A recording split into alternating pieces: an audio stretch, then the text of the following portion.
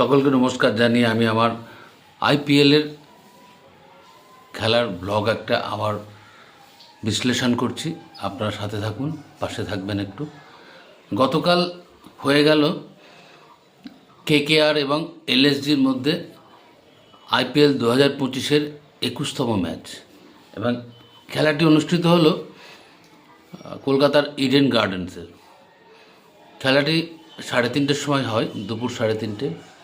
খেলায় প্রথমে টস জিতে কেকেআরের অধিনায়ক রাহানে এলএসজিকে ব্যাট করতে পাঠায়। সেই ব্যাট করতে পাঠানোর পুরোপুরি সুবিধাটা তুলে নেন দুই ওপেনার মার্করাম এবং এলএসজির দুই ওপেনার মার্করাম এবং মার্স। ধারাবাহিকভাবে ভালো খেলছেন মার্স। আর গতকালও তিনি 81টি রান করলেন মাত্র 45টি বল খেলে। এছাড়াও মার্করামও 28টি বল খেলে 45 রান করলেন। এরপর শুরু হলো তাণ্ডব নিকোলাস পুরান, ওয়েস্ট ইন্ডিজের। তিনি ধারাবাহিকভাবে ভীষণ ভালো ফর্মে আছেন, যার জন্যে তাকে এই মুহূর্তে বলা হচ্ছে পৃথিবীতে সাদা বলের বিরুদ্ধে 1 নম্বর ব্যাটসম্যান। তিনি মাত্র 36টি বল খেলে 81 রান করলেন, 8টি 6 মারলেন এবং 6টি 4 মারলেন।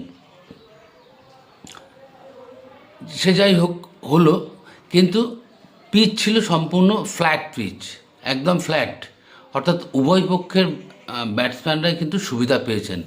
238 রান করে এলএসজি 20 ওভারে, মাত্র 3টে উইকেটের বিনিময়ে। প্রত্যুত্তরে ব্যাট করতে নেমে কিন্তু শুরু খারাপ করেনি কেকেআর। প্রথম ওভারে 16 রান নেন। নারিন এবং ডিকক শুরু করেন, কিন্তু ডিকক একটি ম্যাচে ভালো রান করেছেন, তারপর থেকে ডিকক কিন্তু নিষ্প্রভ। গতকাল তিনিও আউট হয়ে গেলেন তাড়াতাড়ি। নারিন 30টি রান করে আউট হয়ে গেলেন। তারপর খেলা ধরার দায়িত্ব নিলেন রাহানে, অধিনায়ক রাহানে এবং ভেঙ্কটেশ আয়ার সহায়ক অধিনায়ক। দুজনে মিলে জুটিটা খুব সুন্দর জায়গায় পৌঁছে গিয়েছিল। তারপর ঋষভ পন্ত বলছেন, এলএসজির ক্যাপ্টেন, যে আমি একটা ট্রিক্স নিয়েছিলাম, যে ট্রিক্সটা কাজে লেগে গেল। অর্থাৎ যখন উইকেট পড়ছে না তখন মাজা ব্যথার একটা অভিনয় করে তিনি প্লেয়ারদের মনোসংযোগটা নষ্ট করেছেন, ব্যাটারদের। এটা এর আগেও একটা বিশ্বকাপে হয়েছিল সাউথ আফ্রিকার বিরুদ্ধে। দেখ, পরের ওভারেই কিন্তু রাহানে আউট হয়ে যান। এটা একটা কাকতালীয় মজার ব্যাপার হলো, এরপর ভেঙ্কটেশ আয়ার আউট হন। সবচেয়ে আশ্চর্য এবং বিস্ময়ের ব্যাপার হচ্ছে, যেখানে দরকার ছিল পিঞ্চ হিটার, পাওয়ার হিটার, সেখানে দেখা গেল না রাসেল বা রিঙ্কু সিংকে। আমি জানি না এটা অধিনায়কের স্ট্র্যাটেজি না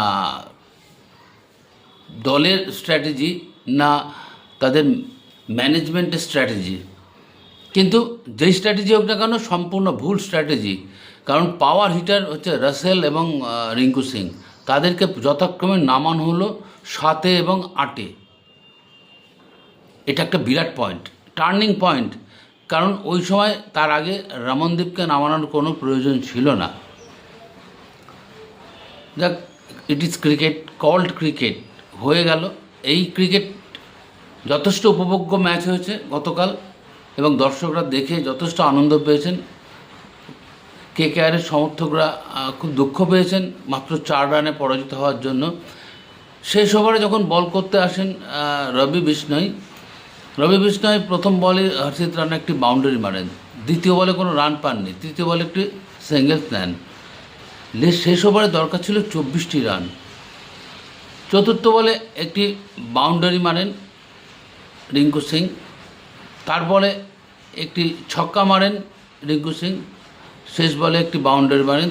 তা সত্ত্বেও জয় অধরাই থেকে গেল, অর্থাৎ 4 রানে পরাজিত হলো। 234 রান তুলতেও সক্ষম হলো কেকেআর মাত্র 7 উইকেটের বিনিময়। খেলাটা এখানে হলো এইভাবে।